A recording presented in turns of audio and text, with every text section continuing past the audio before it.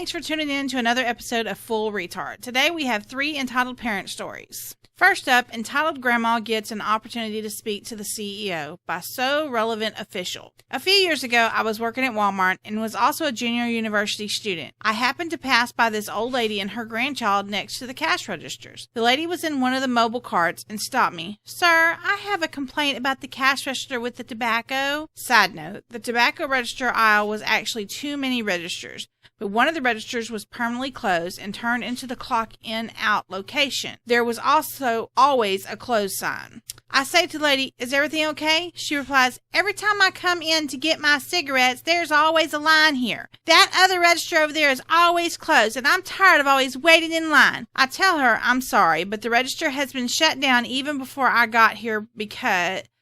"I don't care. I'm sick and tired of waiting in line for just one pack of cigarettes. Who do I speak to about it?" I replied, I can find somebody. Then the lady goes, "They are no help up here. I want to speak to the store manager," who wasn't in that day. So I came up with an idea. I actually had a pen and some scratch paper in my pocket, ironically enough. I told her while writing this down, "Look, here's the best I can do for you. There's a Walmart at this address. I heard that there is a top executive meeting or walkthrough over there. The top of the top, including the CEO, will be there. If you want this fixed, go over to that location at 11 a.m. on this day and ask them to speak to the CEO and tell him exactly what you told me. I will bet all my money that he will listen and he will get it fixed immediately." She looked totally awestruck and said, "Thank you, sir. I'm going to go up there and give them a piece of my mind." I replied, "Let me know how it goes," and gave her the paper with the directions. And she and her grandchild left. The best part was I wasn't lying. That executive's meeting was happening exactly when and where I told her it would be. Next up, My Daughter's Expensive iPhone is Your Responsibility by Zach Man Does Reddit. So this happened the other day. Long time lurker, first post, yada, yada, yada. This was my first indirect experience with a Karen. Apologies if this isn't as juicy as some of the other stories in this sub. Anyways, let's cut to the chase. I am part of a rowing club and go there usually every other day after school. They have a Learn to Row program on some days of the week for free where anyone can come, and it's to get people interested in it mainly. This season usually takes place alongside the normal season, but due to the COVID-19 situation, we have had to cut the amount of people on the river at once. This means that the Learn to Row session takes place after the normal session, so it's just a normal day. I have finished my row, and I have pulled myself into the dock.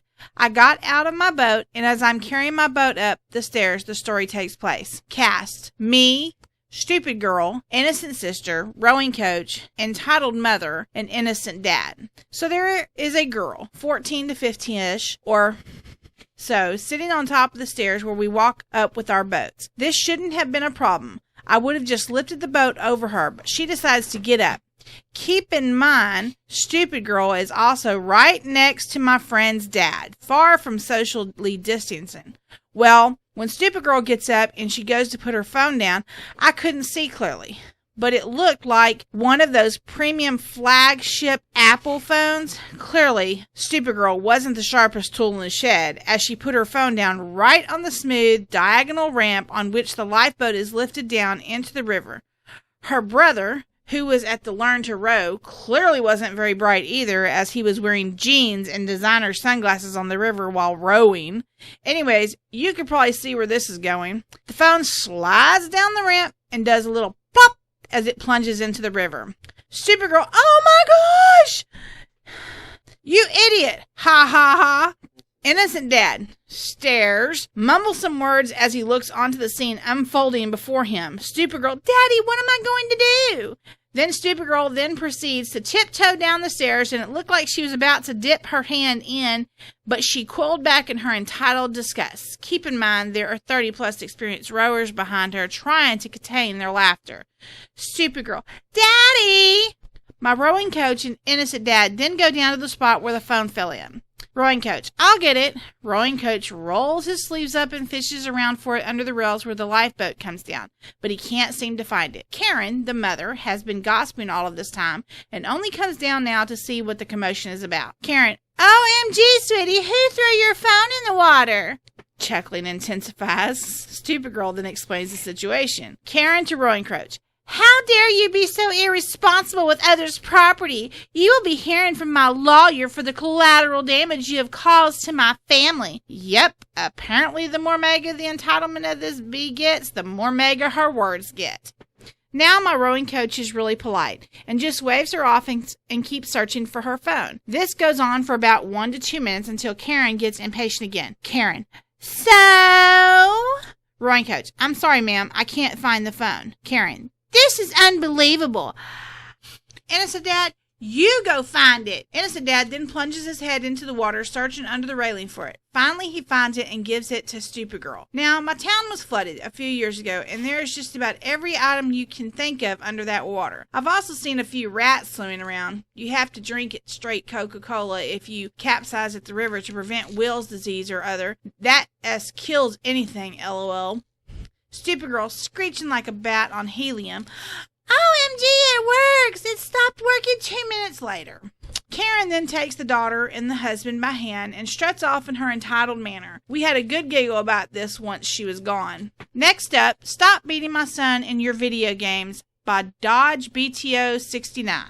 Okay, so this is one of the dumbest things I have ever gotten in trouble for. So yesterday, I was gaming with my friend when his little brother comes in and demands to play his daily TF2 games on his PC. One of the conditions of having a PC was it must be kept in the family room, and his little brother, who has a tendency of downloading viruses, must share it despite him paying every penny for it. He also must unplug it every night and lug it into his parents' room at night, making it so he has a really nice gaming PC, but it has TF2 stickers on it he cannot remove because his entitled little brother likes them there. He also cannot properly cable manage his setup, so it looks like garbage, but that is a story for another time.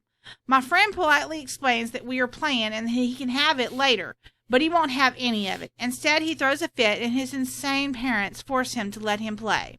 Over Discord, I tell him we are playing, and that is really rude, and he then gets all defensive and decides he wants to 1v1 in TF2, a game I have never played before. I tell him fine, and I download it, and I join him on a server. He then says he will F me up, really aggressive for an 8-year-old, and first to get 15 kills wins. The first round, I kill him within 20 seconds, and he screams. This continues every single time until I beat him 15-0. He has peed and walks my friend's keyboard on the desk until it breaks while screaming, while my friend watches in horror. Then his mother comes in to see what the commotion is all about, and the little brat says, "We 1 versus 1, and I was bullying him because I killed him 15 times. I over Discord tell her that's not what happened, and told her about everything, and she suddenly just starts to yell at me. She yells at me for bullying her son to the point he rages and breaks my friend's keyboard. She then says I'm in trouble and have to pay for the keyboard. I tell her once again what happened, but she ended the call. My mother then received a call later, and now I'm grounded for 2 weeks. Nothing has changed because I can't even go outside, but I have refused to pay for the keyboard, and my friend agrees. Thanks for listening. Remember to like the video and subscribe on YouTube. Subscribe to our podcast, like us on Facebook, and follow us on Twitter.